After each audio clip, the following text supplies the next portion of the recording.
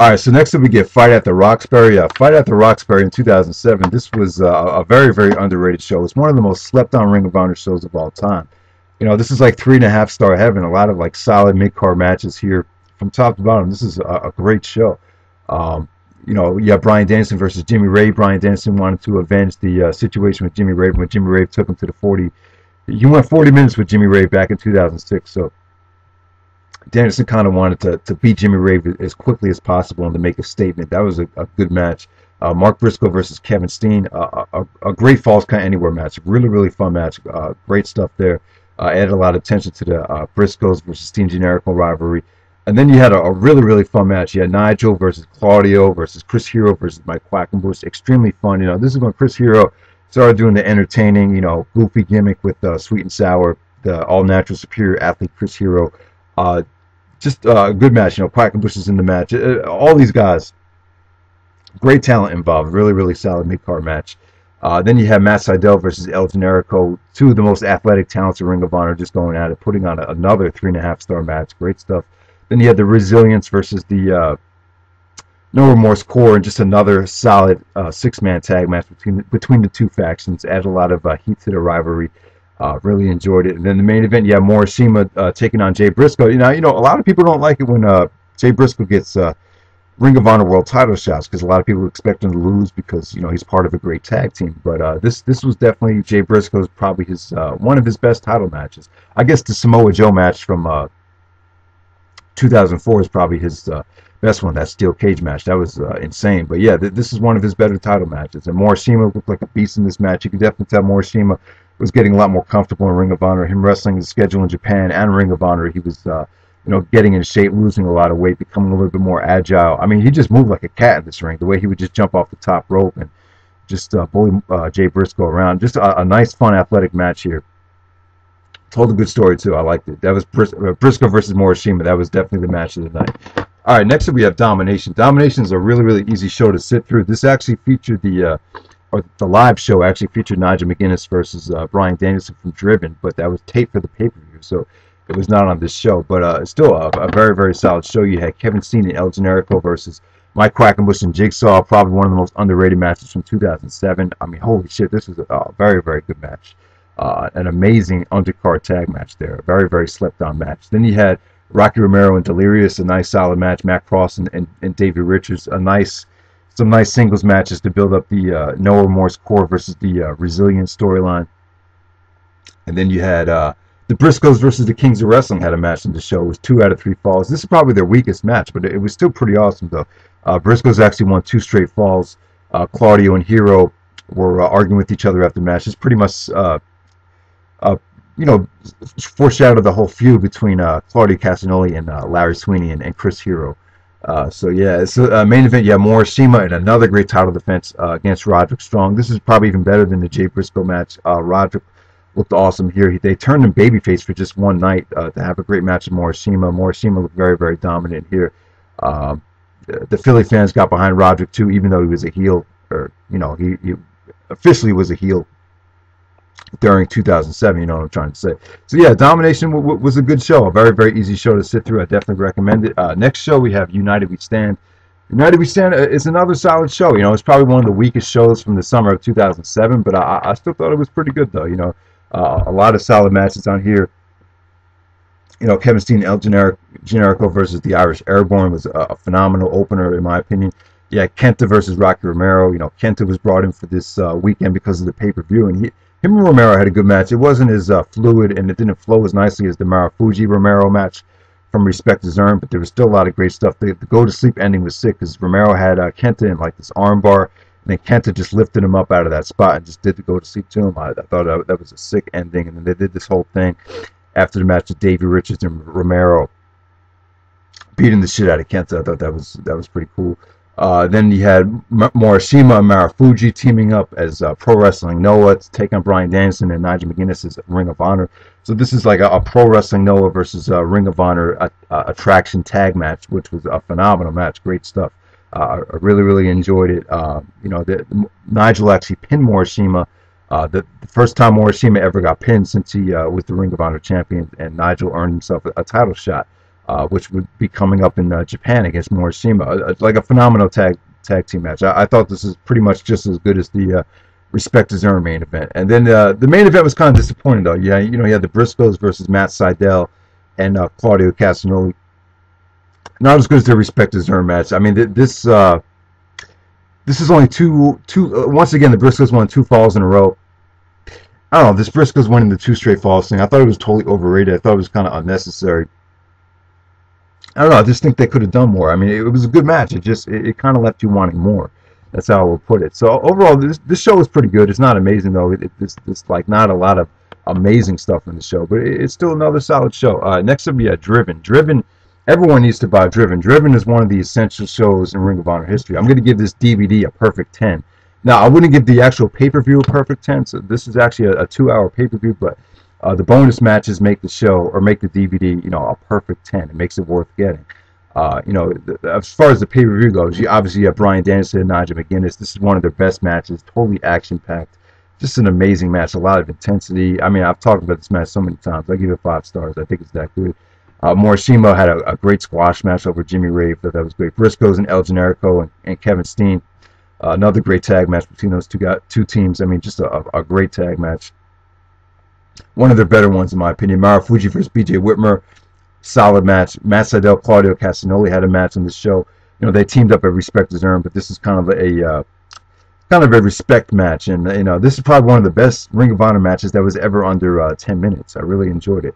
And then the opening match was phenomenal. You had Roderick Strong, Davey Richards, and Romero versus Erick Stevens, Matt Cross, and Delirious.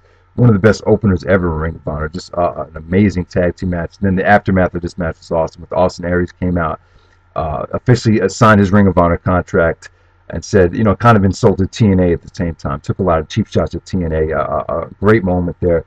And then the bonus disc, you had a great match, a pretty solid match between Nigel McGuinness and Chris Hero. I enjoyed it. And then you got another great Bryan Danielson versus Kenta match. This is an amazing match. Some people might think this is better than their Club of Honor 592 match. I thought it was that good. I mean, it's an amazing match. It definitely is. Kenta actually got the win with the go to sleep here. I mean, great. So as a bonus match, I mean, what more can you ask for? You get one of the greatest matches in Ring of Honor history as a bonus match. So definitely pick up Driven. It's a great DVD.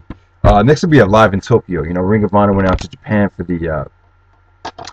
for a couple of shows. I think it says a lot. Ring of Honor was getting a lot bigger. The fact that they went to Japan was definitely a big moment for them. Yeah, so the first Japan show was a lot better, in my opinion. This is definitely probably the show to check out of the 2 Japan shows. Opener, you had Jack Evans and Kotaro Suzuki versus Rocky Romero and Davey Richards. A great opener there. Very, very solid stuff. And then Bryan Danielson versus Go Shiozaki. Excellent match. One of Bryan Danielson's best matches from 2007. Go Shiozaki looked really, really impressive here. One of the top 10 matches from 2007. Everyone needs to check it out if you haven't seen it. Roderick and Delirious had a nice fight with an honor match. And then you had an all-star 6-man tag match with Marufuji teaming up with the Briscoes to take on Matt Sydal. Ricky Marvin from Mexico with Atsushi Aoki. I mean, a very, very solid tag match. Kind of weird tag teams here. I mean, kind of a weirdly booked match. It seemed kind of thrown together, but good action. And the main event was Morishima versus Nigel McGuinness. A good match. Some people crap on this match a little bit too much. The Live in Tokyo match. A lot of people thought it was kind of the chemistry wasn't as good as the Fighting Spirit match. The match of Fighting Spirit match was definitely a better match, but this is still a great match. I really, really enjoyed it. It was a great match. That was from Live in Tokyo. All right. So I guess Live in Tokyo was a good show. I'd actually recommend it. Next will be Live in Osaka. Now, Live in Osaka is kind of gets shitted on. I don't think it's a bad show at all. It's just kind of short, and it just kind of leaves you wanting a little bit more. Nigel McGuinness and BJ Whitmer was the average match. Jack Evans and Roderick Strong probably had the weakest match in the show. Then you get a nice Dragon Gate 6-man match with Delirious, Naruki Doi, Masato Yoshino, taking on Matt Sydal, Ryo Sato, and Dragon Kid. I mean, what can you ask for? I mean, it's a nice, solid Dragon Gate 6-man match. I mean, it pretty much delivered exactly how you would expect. It was a pretty awesome match. You had the Briscoes versus Shingo and Susumu Yokosuka. A nice, solid tag match. Not one of the Briscoes' better matches. And then the main event is great, though. Definitely check out the main event if you get a chance. You get Bryan Danielson and Sema and Michi Marufuji teaming up to take on Davey. Davey Richards, Rocky Romero, and Misaki Mochizuki. A great match. You know, the selling point for this match is you get Ring of Honor's biggest star, Dragon Gate's biggest star, it's Nsima, and Naomichi Marufuji, Pro Wrestling Noah's best wrestler. So all three of those guys teaming up, so which made for a good match. It was a nice, solid 4-star match. Pretty much all I could say about it. Romero looked impressive here. Marufuji looked very, very impressive. Nsima actually got the big win here. A nice aftermath. I mean, a pretty good main event. So I would actually give Live in Osaka a slight recommendation. The problem with the show is you just feel like you didn't get enough from it because it's really short, and some of the matches were kind of just average. The crowd was kind of mediocre, but you know, there is some good, you know, Dragon Gate wrestling on it. It's pretty much a co-promoted show with Dragon Gate.